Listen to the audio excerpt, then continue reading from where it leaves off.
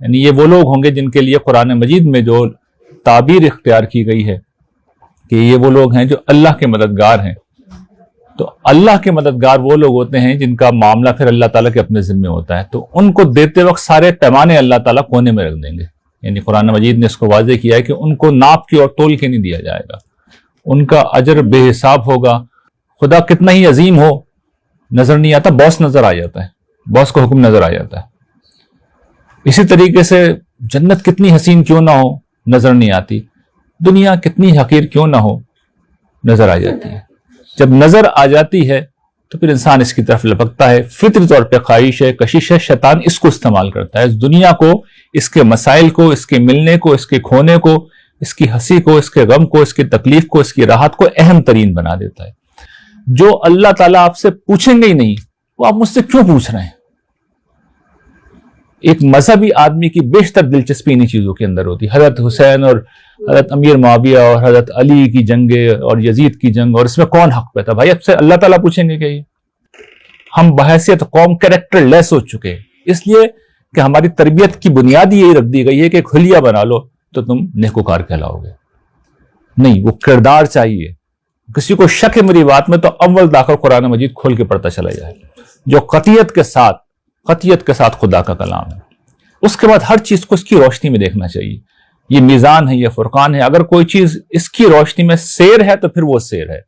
کوئی ماشا ہے تو ماشا ہے، کوئی ٹن ہے تو کوئی ٹن ہے، کوئی من ہے تو من ہے، کوئی تولا ہے تو کوئی تولا ہے. جس کی جو پلیسمنٹ ہے وہ کرنی پڑے گی. یہ جنگ تو لڑنی پڑے گی. بسم اللہ الرحمن الرحیم. یہ جو بھی ہم نے شیلڈ دی ہیں آپ لوگوں کو، جو والنٹیئرز ہماری فیمیل موجود ہیں، اس میں ایک تو چیز میرے پیش نظر یہ تھی، بلکہ میرے کیا ام یحییٰ کے پیش نظر یہ تھی کہ ہم میل والنٹیئر سے تو ملتے رہتے ہیں اور فیمیل والنٹیئر سے انٹریکشن کم ہوتا ہے، اور پچھلے ایک برس سے جب سے میں ڈاکومنٹری میں مصروف ہوں انٹریکشن اور بھی کم ہو گیا ہے. تو ایک تو ان کا شکریہ ام یحییٰ کا، انہوں نے یہ ارینج کر لیا بہت مختصر نوٹس پہ، کیونکہ پھر مجھے شوٹ کے لیے روانہ ہونا ہے. اور دوسرا جو میرے پیش نظر یہ تھا کہ یہ جو ہم شیلڈ دیتے ہیں جو والنٹیئر کام کر رہے ہیں، یہ ظاہر ہے کہ ان کی خدمات کا کسی پہلو سے کوئی بدل نہیں ہے. یہ صرف اس چیز کا ایک سمبولک اظہار ہے کہ قیامت کے دن اللہ تعالیٰ اپنے بندوں کو کس طرح نوازیں گے. یعنی جب پوری انسانیت ایک ساتھ جمع ہوگی، حضرت آدم سے لے کر قیامت تک پیدا ہونے والے لوگ ایک ساتھ جمع ہوں گے، اس وقت اللہ تعالیٰ اپنے نیک بندوں کو، صالحین کو بلائیں گے، جنت کے پروانے تھمائیں گے. لیکن جو لوگ ان کے دین کی نصرت کرتے رہے ہیں ان کا معاملہ اللہ تعالیٰ بہت مختلف طریقے سے کریں گے. یعنی یہ وہ لوگ ہوں گے جن کے لیے قرآن مجید میں جو تعبیر اختیار کی گئی ہے کہ یہ وہ لوگ ہیں جو اللہ کے مددگار ہیں. تو اللہ کے مددگار وہ لوگ ہوتے ہیں جن کا معاملہ پھر اللہ تعالیٰ کے اپنے ذمے ہوتا ہے. تو ان کو دیتے وقت سارے پیمانے اللہ تعالیٰ کونے میں رکھ دیں گے. یعنی قرآن مجید نے اس کو واضح کیا ہے کہ ان کو ناپ کے اور تول کے نہیں دیا جائے گا. ان کا اجر بے حساب ہوگا. وہ اگر خرچ کریں گے تو اس کا اجر بے حساب ہے، اور اگر وہ عملاً کچھ کریں گے تو اس کا اجر بے پناہ ہے. تو یہ بہت بڑی سعادت ہے. چنانچہ میں نے یہ موضوع خیال کیا کہ اس سعادت کا کوئی نہ کوئی دنیا میں اس کی سمبولک پیرائے میں آپ لوگوں کے سامنے اس کو رکھا جائے.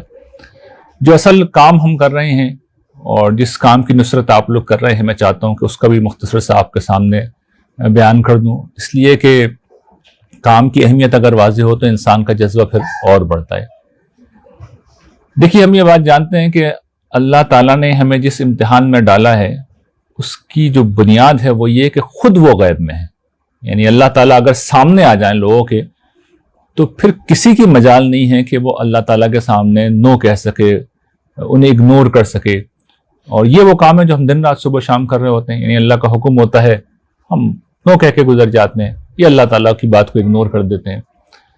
لیکن انہوں نے غیب کا پردہ حائل کر کے بڑی ہم پہ کرم نوازی کی. یعنی ہمارے لیے انہوں نے وہ راستہ کھول دیا جو شاید فرشتوں کے لیے بھی نہیں کھولا گیا.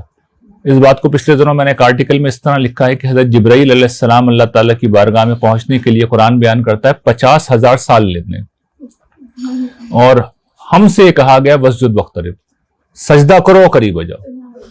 تو جو مقام پانے کے لیے، اور جبرائیل امین کون ہے کہ زمین سے آسمان تک وہ پلک جھپکتے میں پہنچ جاتے ہیں، لیکن اس بارگاہ کی عظمت اتنی ہے کہ وہاں پہنچتے ہوئے انہیں اور فرشتوں کو 50,000 سال لگتے ہیں. اور ہم سے وہ کہتے ہیں کہ سجدہ کرو اور قریب ہو جاؤ، تو وہ جو سجدہ ہے وہ محض سجدہ نہیں ہے، بلکہ وہ اس چیز کی علامت ہے کہ خدا کے سامنے انسان نے اپنے آپ کو ڈال دیا ہے، اس کے سامنے اپنے آپ کو سرنڈر کر دیا ہے۔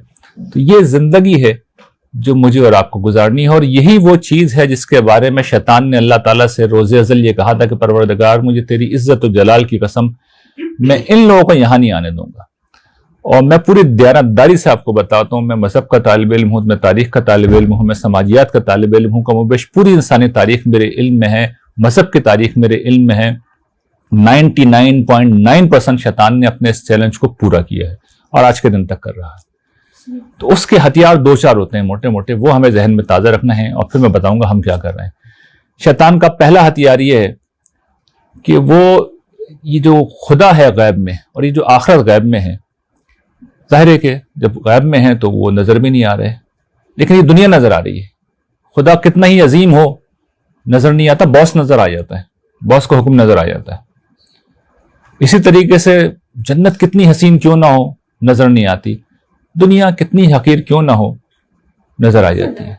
جب نظر آ جاتی ہے تو پھر انسان اس کی طرف لپکتا ہے، فطری طور پہ خواہش ہے، کشش ہے، شیطان اس کو استعمال کرتا ہے، اس دنیا کو، اس کے مسائل کو، اس کے ملنے کو، اس کے کھونے کو، اس کی ہنسی کو، اس کے غم کو، اس کی تکلیف کو، اس کی راحت کو اہم ترین بنا دیتا ہے۔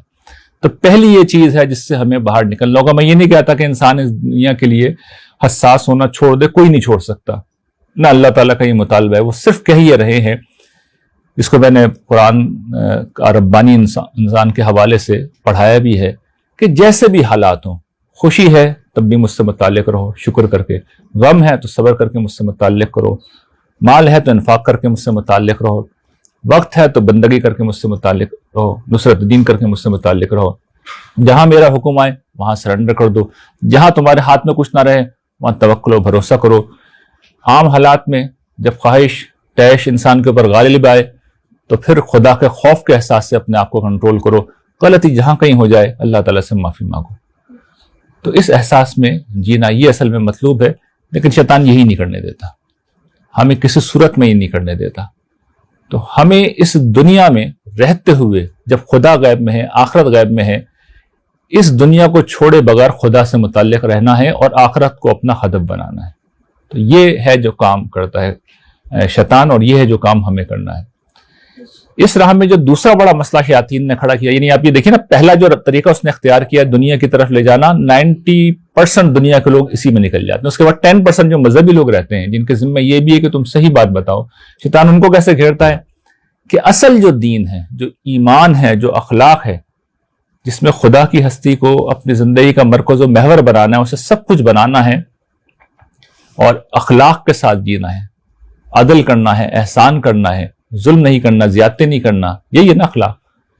تو اس کو چھوڑ کے اب وہ دین کے نام پہ کچھ چیزیں ایجاد کر دیتا ہے اور وہ اہم ترین ہو جاتی ہیں، جس کو مذہب کی اصطلاح میں بدعتیں کہتے ہیں۔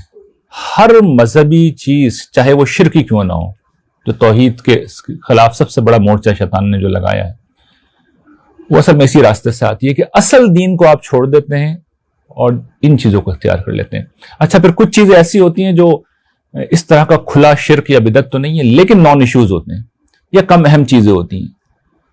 شیطان یہ کرتا ہے کہ ان چیزوں کو اہم ترین بنا دیتا ہے، کچھ خاص رویوں کو اہم ترین بنا دیتا ہے، کسی حلیے کو اہم ترین بنا دیتا ہے، وہ نیکی و بدی کا، تقوی کا معیار بن جاتا ہے۔ تو یہ بھی شیطان کا طریقہ ہے۔ میں ہمیشہ یہ بیان کرتا ہوں اس بات کو کہ قرآن کو اول تا آخر پڑھتے چلے آئیں، قرآن مجید ایک کردار کا بیان ہے، وہ کردار کے اوپر جنت دے رہا ہے، گارنٹی کر رہا ہے، اور ہمارے یہاں نیکی کا معیار کیا ہے؟ ایک حلیہ ہے۔ تنہا یہی ایک بات اللہ تعالیٰ کا قیامت کے دن رکھ دیں گے نا کہ یہ میں تو یہ کہہ رہا تھا، اور مستقل مزاجی سے کہا تھا، پورے قرآن میں کہا تھا، اول تا آخر کہا تھا، اور میں نے تو اس کو اب پڑھا بھی دیا ہے، بار بار دہرا بھی دیا ہے، اور بار بار توجہ دلاتا ہوں کہ وہ کردار کہاں ہے، جو قرآن کا مطلوب انسان ہے۔ لیکن آپ دیکھیں گے وہ حلیہ سب جگہ، وہ نیکی کا معیار ہے۔ تو یہ وہ چیز ہے جس کے خلاف ہمیں جنگ کرنی ہے، یعنی مورچہ لگانا، جہاں شیطان نے مورچہ لگا رکھا ہے کہ اصل دین سے اس نے کیسے دور کیا ہے۔ اس نے کچھ بدعتوں کو فروغ دے دیا معاشرے میں، اور اس نے کچھ نان ایشوز کو ایشوز بنا دیا ہے۔ اس کا ایک دوسرا نام شفٹ آف ایمفیسس بھی ہے کہ چیز ہے تو صحیح لیکن مستحب ہے، اس کی اہمیت کم ہے لیکن اس کو اہم ترین بنا دیا، تو اس کے خلاف لڑ جانا ہے۔ دیکھیں میں اب سادہ مثال سے، عملی مثال سے بات کرتا ہوں تاکہ بات بالکل واضح رہے۔ یعنی یہ جو داڑھی ہے دین کے اندر، یہ ہماری یہ معیار ہے۔ جب میں مذہبی ہوا تھا تو مجھے بھی یہی بتایا گیا، میں عمامہ پہنتا تھا، پائچے میرے اوپر تھے، داڑھی اتنی لمبی تھی، تصویر نہیں کھنچواتا تھا، گانا نہیں سنتا تھا۔ یہ کل دینداری کا ہماری یہ معیار ہے۔ اچھا، اس کے بعد پتہ چلا اصل دین تک پہنچے، قرآن مجید تک پہنچے، رسول اللہ صلی اللہ علیہ وسلم کی سنت تک پہنچے، تو ہر چیز پتہ چل گئی، اس لیے کہ ختم نبوت کے بعد اللہ تعالیٰ نے پورے دین کو محفوظ کر رکھا ہے۔ آدمی ذرا سی تحقیق کر لے صحیح بات تک پہنچ جاتا ہے۔ تو میں نے یہ دیکھا کہ کچھ لوگوں نے اس بات کو سمجھ لیا تھا، لیکن اس کے باوجود انہوں نے داڑھی لمبی رکھی، ٹوپی بھی پہنتے رہے۔ نتیجہ یہ نکلا کہ لوگوں کا تصور نہیں بدلا، اس لیے کہ پاپولیرٹی آپ کی کم ہوتی ہے۔ اگر آپ داڑھی نہیں رکھے ہوئے، آپ ٹوپی نہیں پہنے ہوئے، آپ کو کوئی عالم نہیں مانے گا، آپ کو کوئی متقی بھی نہیں مانے گا، آپ کو کوئی اچھا انسان بھی نہیں مانے گا۔ تو ہم نے یہ طے کیا کہ نہیں، جنگ لڑنی ہے تو یہیں سے لڑنی ہے۔ اب لوگوں کو یہ بتانا ہے کہ معیار یہ نہیں ہے۔ یعنی بڑے نام ہے نا، مولانا مودودی، کوئی معمولی آدمی نہیں ہے، اس کو بیان کرتے ہیں، سمجھتے ہیں، باقاعدہ ان کے تحریریں موجود ہیں، گفتگو موجود ہے، لیکن جب انہوں نے رویہ وہ اختیار کیا تو نتیجہ پھر اس کے برعکس نکلا۔ تو اب اسٹینڈ لینا پڑے گا ان چیزوں کے خلاف، یہ بتانا پڑے گا کہ اصل دین ہے، اور اللہ تعالیٰ وہ پوچھیں گے آپ سے، یہ نہیں پوچھیں گے، کیونکہ جو کچھ انہوں نے پوچھنا ہے انہوں نے قطعیت کے ساتھ قرآن مجید میں بتایا ہے اور بار بار دہرایا ہے۔ کسی کو کوئی شک نہ رہے، کوئی شک نہیں رہنا چاہیے، کوئی ڈاؤٹ نہیں رہنا چاہیے کہ وہ کیا پوچھنے جا رہے ہیں۔ یہی ہمارا کام ہے۔ جب لوگ مجھ سے سوالات کرتے ہیں ادھر ادھر کے، اور انذار کا یہی کام ہے، تو میں یہی کہتا ہوں کہ آپ مجھ سے وہ سوال کیجئے جو کل قیامت کے دن اللہ تعالیٰ آپ سے سوال کریں گے۔ میں آپ کو بتاؤں گا کہ اللہ تعالیٰ آپ سے کیا پوچھیں گے۔ جو اللہ تعالیٰ آپ سے پوچھیں گے ہی نہیں، وہ آپ مجھ سے کیوں پوچھ رہے ہیں؟ ایک مذہبی آدمی کی بیشتر دلچسپی انہی چیزوں کے اندر ہوتی ہے۔ حضرت حسین اور حضرت امیر معاویہ اور حضرت علی کی جنگ اور یزید کی جنگ، اور اس میں کون حق پہ تھا؟ بھائی اب سے اللہ تعالیٰ پوچھیں گے کہ یہ جو دین کے نام پہ سب کچھ ہو رہا ہے، اس میں سے کچھ نہیں پوچھیں گے اللہ تعالیٰ۔ ہاں یہ پوچھیں گے کہ دین کے نام پہ تم نے اپنی طرف سے کسی چیز کو بیان کیا تو کیوں کیا، یہ جرت کیسے ہوئی؟ یہ شرک سے بھی بڑا جرم ہے۔ تو ہمارا کام یہ ہے کہ اصل دین کو پوری قوت اور طاقت کے ساتھ لوگوں کے سامنے رکھنا ہے، اور اس معاملے میں کسی ملامت کرنے والے کی ملامت کی پرواہ نہیں کرنی، اس لیے کہ اس نے سارا کھانا خراب کر رکھا ہے۔ ہم بحیثیت قوم کریکٹر لیس ہو چکے ہیں، اس لیے کہ ہماری تربیت کی بنیاد یہی رکھ دی گئی ہے کہ کھلیا بنا لو تو تم نیکوکار کہلاؤ گے۔ نہیں، وہ کردار چاہیے۔ کسی کو شک ہے میری بات میں تو اول داخل قرآن مجید کھول کے پڑھتا چلا جائے، جو قطعیت کے ساتھ خدا کا کلام ہے۔ اس کے بعد ہر چیز کو اس کی روشنی میں دیکھنا چاہیے۔ یہ میزان ہے، یہ فرقان ہے۔ اگر کوئی چیز اس کی روشنی میں سیر ہے تو پھر وہ سیر ہے، کوئی ماشا ہے تو ماشا ہے، کوئی ٹن ہے تو کوئی ٹن ہے، کوئی من ہے تو من ہے، کوئی تولا ہے تو کوئی تولا ہے۔ جس کی جو پلیسمنٹ ہے وہ کرنی پڑے گی، یہ جنگ تو لڑنی پڑے گی۔ اس کے بغیر لوگوں کو راستہ نظر نہیں آئے گا۔ تو ہم یہی جنگ لڑ رہے ہیں، اور اس جنگ میں آپ ہمارے ساتھ ہیں، اور بتانا یہی مقصود ہے کہ اس جنگ کو لڑنے کے لیے جو چیز سب سے زیادہ اہم و بنیادی ہے وہ یہ کہ انسان خدا کے احساس میں زندہ رہنے والا ہو۔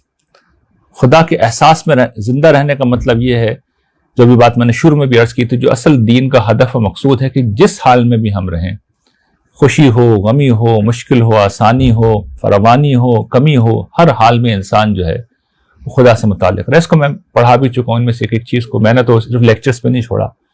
تو یہ ہمیں خود اپنی زندگی بنانی ہے اور اس کو دوسروں تک پہنچانا، یہی ہمارا کام ہے۔ اگر ہم نے یہ کام کر لیا تو ہم اس کی کوئی پرواہ نہیں کہ کوئی مانتا یا نہیں مانتا، ہمارا کام لوگوں کو پہنچانا ہے، تاکہ قیامت کے دن جب اللہ تعالیٰ لوگوں کو پکڑیں گے اور پوچھیں گے کہ تم نے صحیح دین پہ عمل کیوں نہیں کیا، تو کوئی جواب میں یہ نہ کہہ سکے کہ پروردگار میں نے بہت ڈھونڈا، بہت تلاش کیا، مجھے تو کہیں نہیں ملا۔ کوئی یہ نہیں کہہ سکے۔ لوگوں کو بدلنا ہمارا کام نہیں ہے، لوگوں تک پہنچانا ہمارا کام ہے۔ شمع جلا کے رکھ دینا ہمارا کام ہے، تاکہ جو شخص روشنی کی تلاش میں ہو وہ اپنا چراغ سے جلا لے۔ تو یہی کام ہمارا ہے، یہی انذار کا کام ہے، اور یہی آپ کا کام ہے۔